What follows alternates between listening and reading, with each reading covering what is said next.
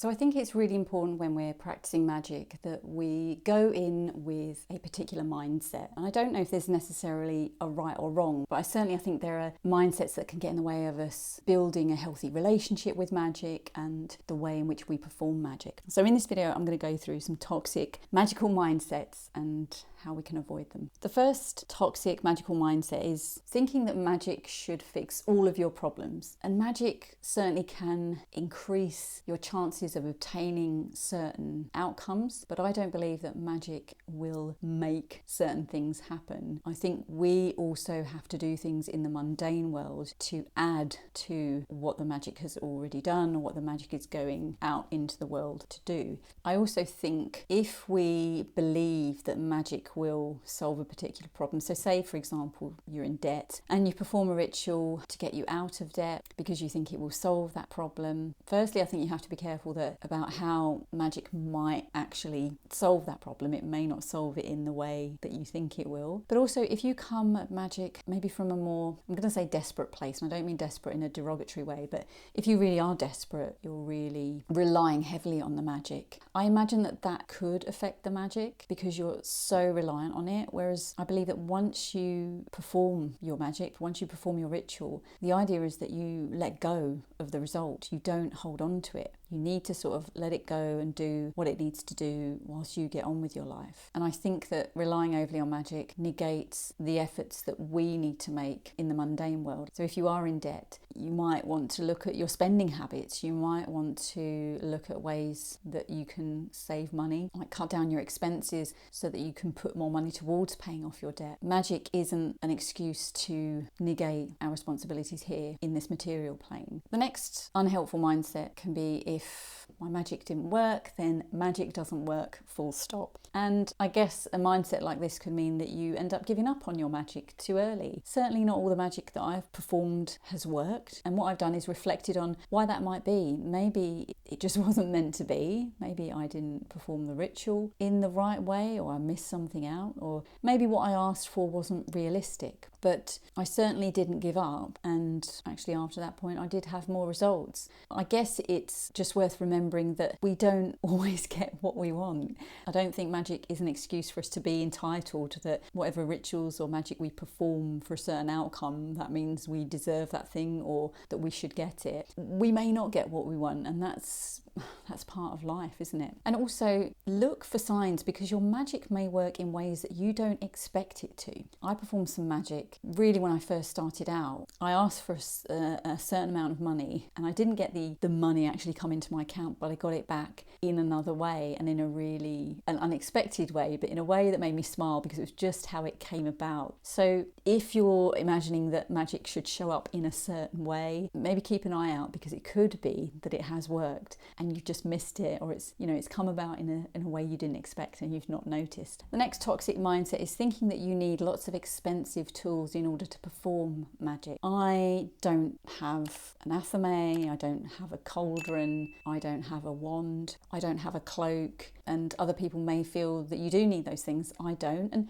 maybe later on my mind will change and I will purchase those things, but I don't feel I need them at the moment. And I think with social media, there's so much online, isn't there? There's so many things we could purchase. I think that the energy that you can bring when you're kind of immersing yourself and using your mind to sort of draw down that energy and direct that energy, I think that's more powerful than any tool you can have. And I think maybe sometimes we might fall into the trap of thinking, well, if I've got an expensive wand or I've got an athame or something like that, then that negates my need to really focus when I'm drawing in that energy. But actually that for me is the most important bit. The next unhelpful mindset is thinking that other practitioners know better than you. And if there are people online who are more experienced and have been doing this longer, the tendency might be to think that they know better, but that doesn't necessarily translate. They don't know you, they don't know your circumstances, they don't know your individual situation. That's not to say we can't get inspiration from the people who have been doing this a long time,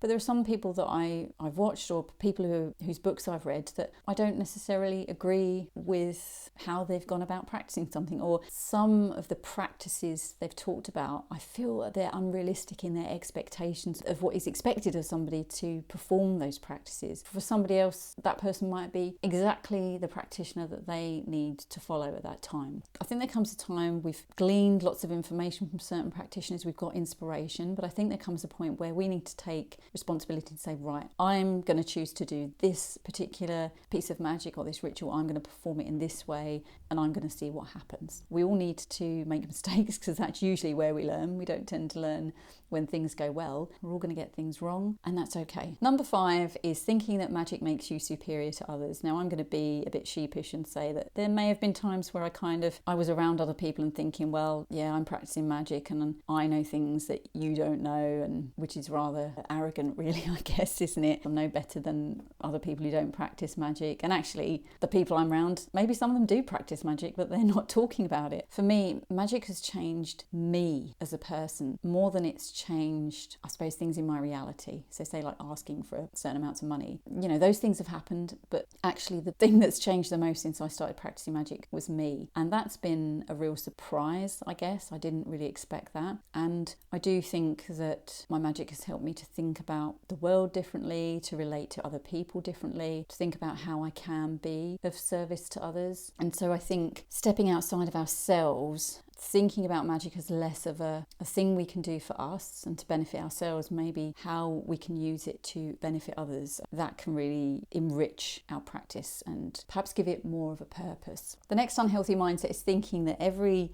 bad thing that happens is that someone's cursed us or attacked us. We all go through difficult periods in our lives. Bad things happen. That is part of life. But it doesn't necessarily mean that someone has cursed you or is sending some sort of magical attack on you. This might lead to, paranoia and anxiety, and that's not helpful. So I guess it's thinking about whether there's anything on the mundane that has caused this particular thing to happen first, rather than assuming that it's something else. But if you can't see anything on the mundane, then maybe there is a magical explanation for it, and it might be time to research whether there's anything magically that you can do about it. The next unhelpful mindset is rejecting or neglecting grounding and centering and protection rituals, thinking you don't need them. I think these are some of the most kind of fundamental skills we need to learn before we start practicing magic or getting too deep into magic, because when we start doing the grounding and centering rituals, it's not just about helping our magical practice, but it's also helping us to function in everyday life. I work in a stressful environment, and I know that grounding and centering really help me in those moments where I might start to feel overwhelmed. And equally, those sorts of practices help before and after a ritual, helping me to sort of ground myself back in reality. So thinking that we don't need those things isn't helpful, because those are all part of a magical practice and also a healthy, mundane life. The next toxic mindset is thinking that you can't take a break from your practice, otherwise your results or your magic's just going to sort of die off and you're going to have to start all the way back from the beginning. I'm very guilty of doing too much at once, diving into too many things, taking on too many different practices, and then feeling quite exhausted. So then I scale back my practices because I just don't have the mental headspace. And I felt very guilty about this. I felt like I was failing. But keeping an eye on how much you're doing is really important, because you need some mental headspace, some room to breathe. If you're just doing one thing after another and you're not giving yourself any space, that's not going to help your magical practice, and it's not going to help you in mundane life. You're going to feel overwhelmed and tired. So if you're thinking about taking a break, I suppose think about why. Is it because you're doing too much? And if it is, maybe it's not just having a break, maybe scale back your practices. So it doesn't mean you have to cut all of them out altogether. Maybe you just need to reduce the amount of things that you're doing to make them more sustainable. And I have done that, and I've found it's given me room to breathe and be a bit more relaxed. I feel less guilty, and I can actually enjoy my magic practices and my devotional practices far more. So I hope this video has been helpful. Please feel free to share in the comments any toxic mindsets or unhelpful mindsets that you've had in the past. It'll be really good to hear from you and see what we can learn from each other. Take good care, and I'll see you soon.